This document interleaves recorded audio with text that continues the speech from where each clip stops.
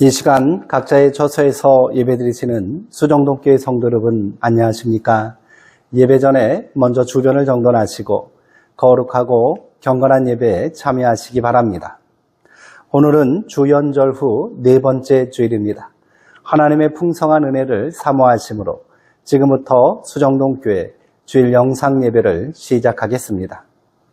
다 함께 묵상으로 기도하시겠습니다.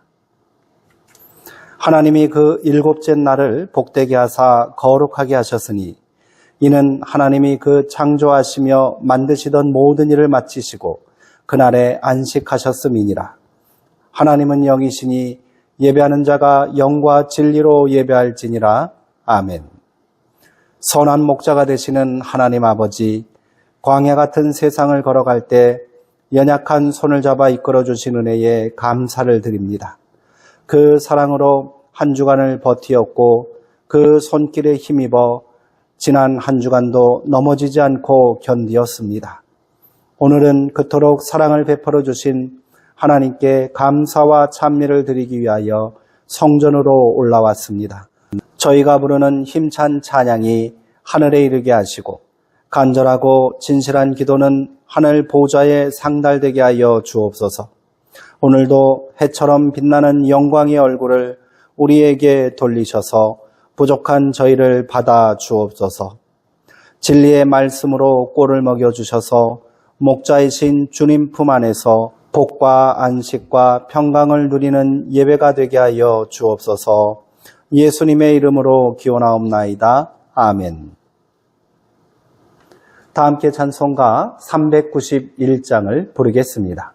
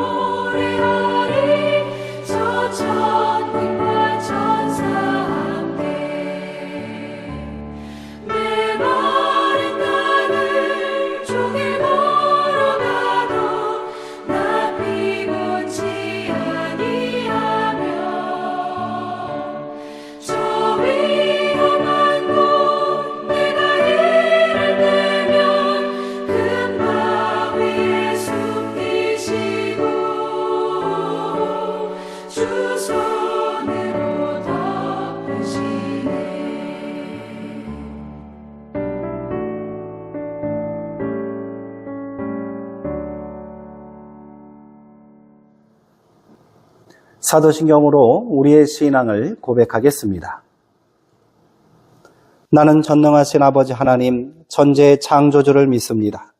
나는 그의 유일하신 아들, 우리 주 예수 그리스도를 믿습니다. 그는 성령으로 잉태되어 동정녀 마리아에게서 나시고 본디오 빌라도에게 고난을 받아 십자가에 못 박혀 죽으시고 장사된 지 사흘 만에 죽은 자 가운데서 다시 살아나셨으며 하늘에 오르시어 전능하신 아버지 하나님 우편에 앉아 계시다가 거기로부터 살아있는 자와 죽은 자를 심판하러 오십니다. 나는 성령을 믿으며 거룩한 공교회와 성도의 교제와 죄를 용서받는 것과 몸의 부활과 영생을 믿습니다. 아멘. 이제 공동기도문에 따라 마음을 모으시고 한 목소리로 고백의 기도를 드리겠습니다. 죄인들의 회개를 들으시며 용서하여 주시는 하나님 아버지, 저희는 늘 주님과 동행하고자 노력하나 불신 세상 속에서 분주한 삶을 살다 보니 주님께서 나와 함께 하시는 것조차도 잊어버리고 살아갑니다. 올해에는 이른 새벽에 기도로 하루의 일과를 시작하고자 하였으나 밤늦게까지 고단한 업무에 지쳐있는 육신은 자꾸만 쉬고자 합니다. 기도 없이 시작된 하루는 영적인 능력을 상실하여 하나님의 자녀로서의 구별됨도 유지하지 못했고 입술에는 파수꾼을 세우지 못하여 온갖 거짓되고 망령된 말을 많이 하였습니다. 사랑의 하나님, 이 모든 죄를 용서해 주옵소서. 하나님의 자녀로서 합당한 삶을 살아갈 수 있도록 힘을 주옵소서. 예수님의 이름으로 기도하옵나이다. 아멘. 오늘 우리에게 주시는 하나님의 말씀은 사도행전 9장 31절의 말씀입니다. 신약성경 202쪽에 있습니다. 이제 제가 하나님의 말씀을 강독하겠습니다. 이것은 하나님의 말씀입니다. 하나님의 말씀에 경청하시기 바랍니다. 그리하여 온 유대와 갈릴리와 사마리아 교회가 평안하여 든든히 서가고 주를 경외함과 성령의 위로로 진행하여 수가 더 많아지니라. 아멘. 하나님의 부흥이라는 제목으로 말씀을 함께 나누겠습니다. 부흥이라는 말은 목회 현장이나 설교에서 많이 사용되는 단어 중에 하나입니다. 올해 수정동교회 표도 부흥이 핵심입니다. 하지만 놀라운 것은 신약 성경에는 부흥이라는 단어 자체가 등장하지 않는다는 것입니다. 그렇다고 부흥을 비성경적인 용어라고 말할 수는 없겠지요.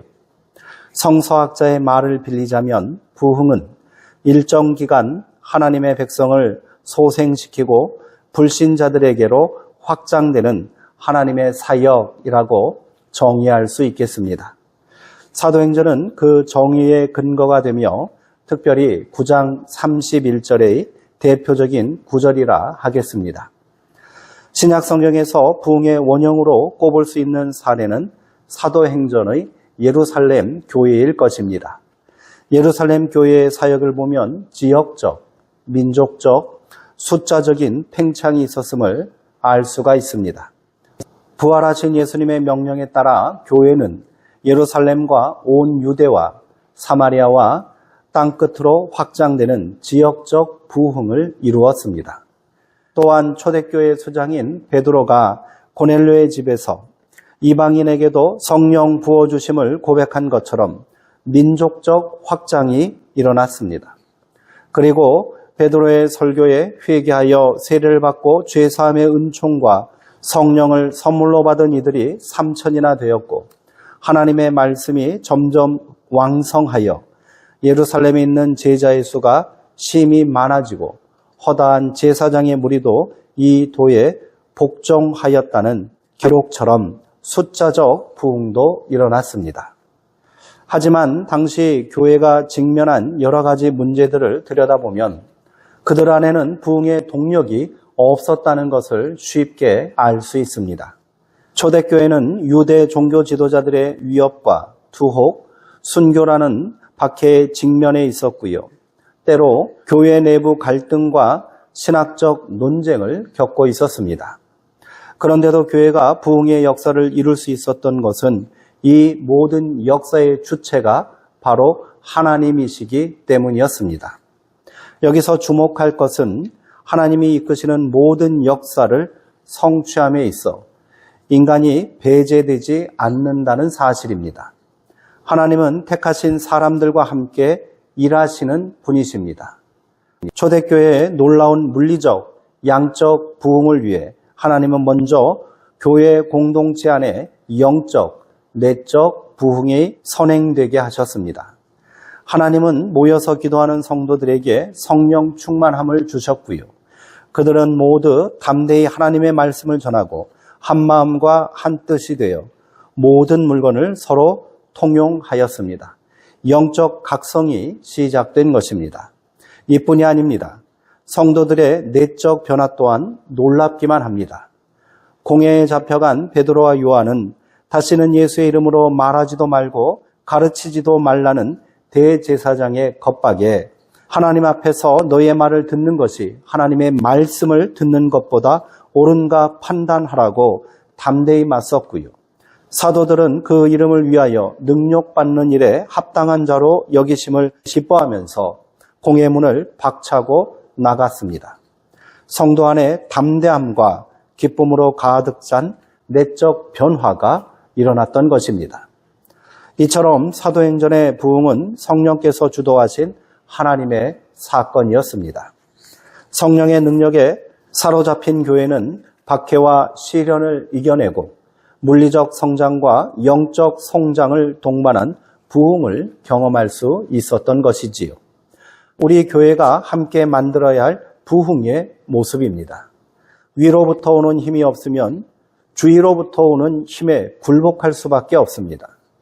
참된 부흥은 위로부터 오는 하나님의 사건에서 시작됨을 명심해야 합니다.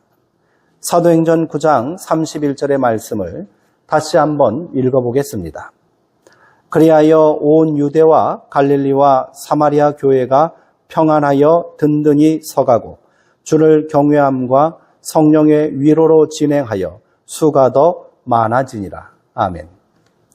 본문에서 부흥이라는 주제에 어울리는 구절은 수가 더 많아지니라입니다. 많아지다라는 동사가 미완료형으로 되어 있다는 점에 주목해야 합니다. 이는 부흥이 일시적인 성과가 아니라 지속적인 현상이었다는 것을 뜻합니다. 여기에는 몇 가지 전제 조건이 있습니다. 먼저 온 유대와 갈릴리와 사마리아 교회입니다. 부흥은 교회를 통해 이루시는 하나님의 역사입니다. 여기서 중요한 신학적 의미가 있습니다.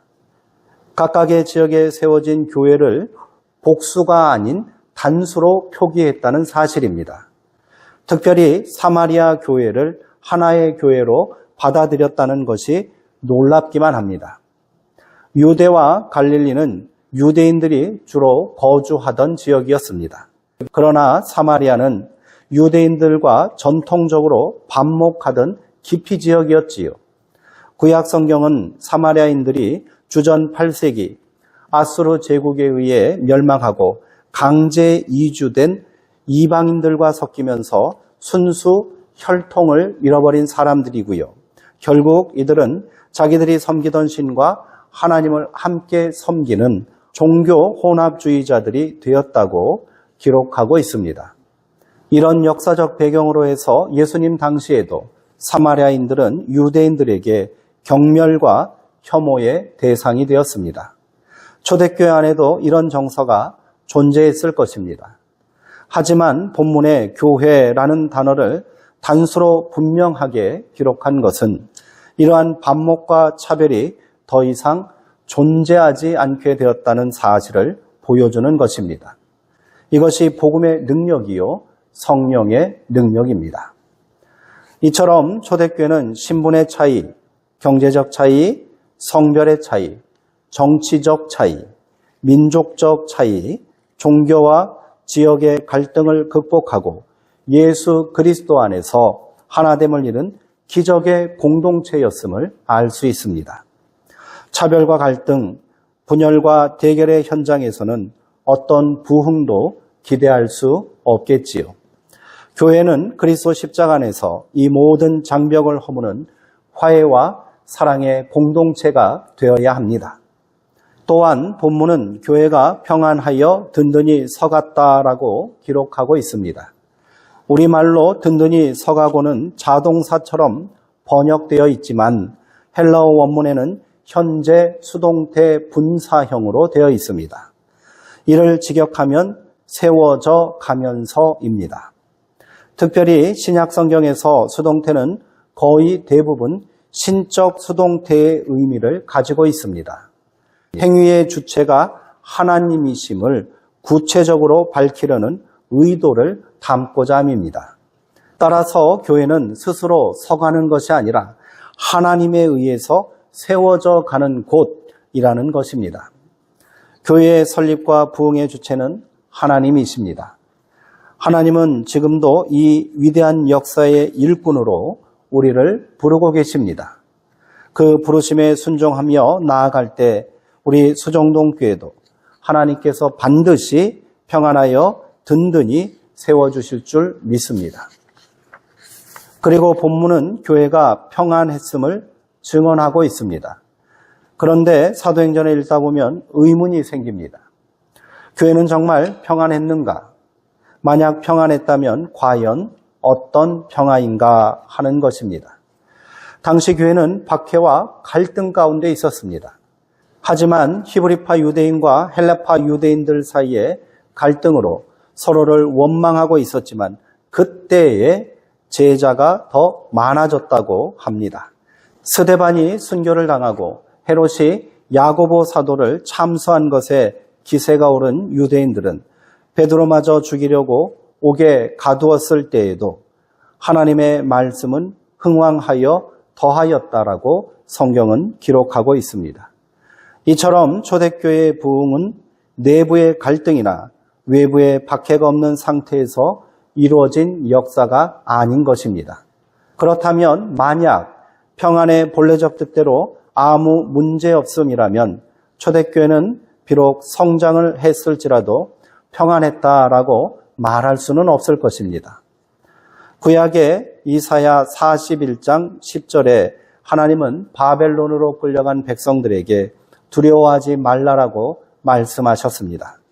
그 이유는 문제가 없거나 해결되었기 때문이 아니라 내가 너와 함께 하기 때문이라고 하십니다.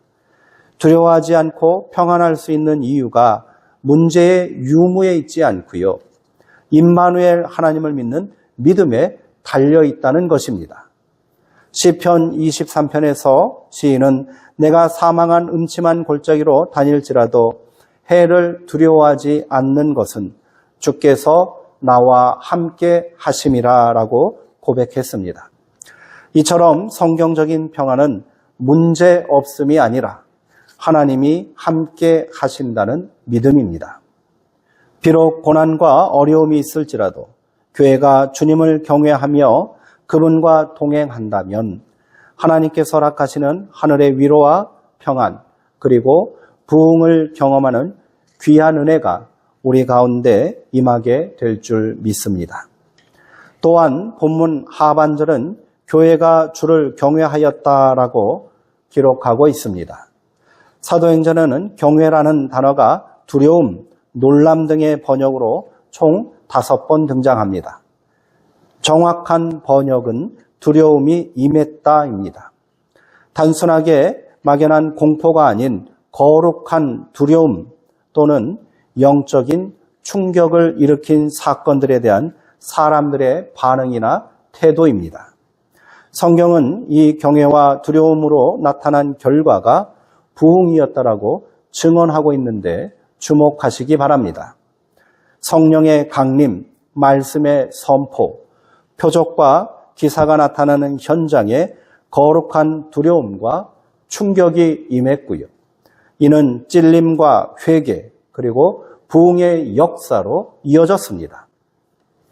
교회는 사랑의 공동체이기도 하지만 이와 같이 영적으로는 거룩한 두려움이 나타나야 하는 것입니다. 이러한 두려움은 사람의 권위나 힘에서 오는 공포가 아닙니다.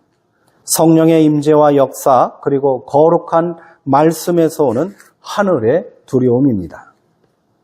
끝으로 사도행전 9장 31절은 부흥의 원인으로 성령의 위로를 언급합니다. 위로는 격려, 요청, 후원 등으로도 해석할 수 있는 단어입니다. 이는 동사 파라클레오에서 파생한 명사로 파라, 옆에라는 전치사와 동사 부르다가 합쳐진 합성동사입니다. 이를 해석하면 옆에 부르다라는 의미로 누구누구를 곁에서 볼 수 있도록 소환하다라는 문자적 뜻을 갖고 있습니다.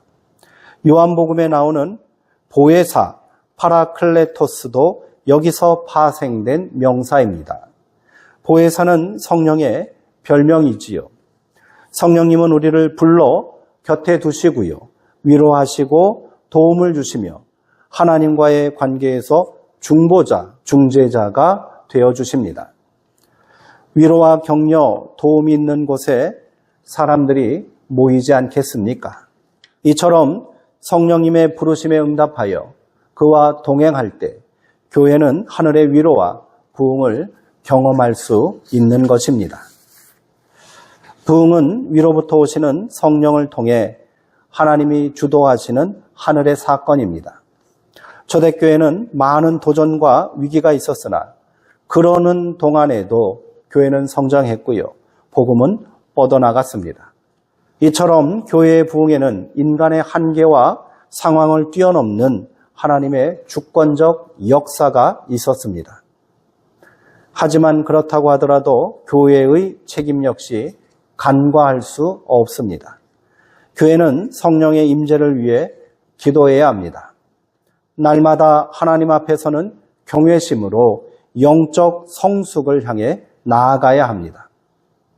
이처럼 하나님의 사건과 교회의 성숙이 손을 맞잡을 때 우리 수정동 교회에도 성령의 위로와 권능이 임하고요. 다시 사도행전의 역사와 부흥의 계절을 맞이하게 될 줄 믿습니다. 기도하시겠습니다. 능력의 하나님, 하나님께서 이 땅의 교회를 부흥하게 하시는 줄 믿습니다.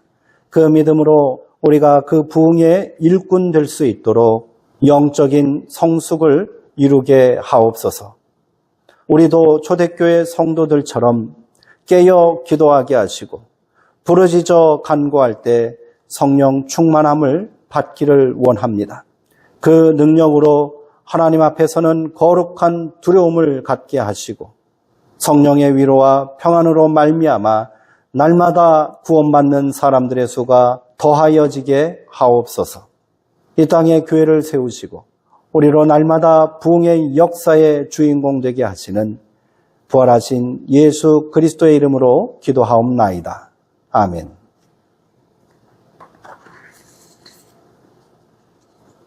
결단의 찬송 332장 부르시는 중에 준비하신 예물을 하나님께 봉헌하겠습니다.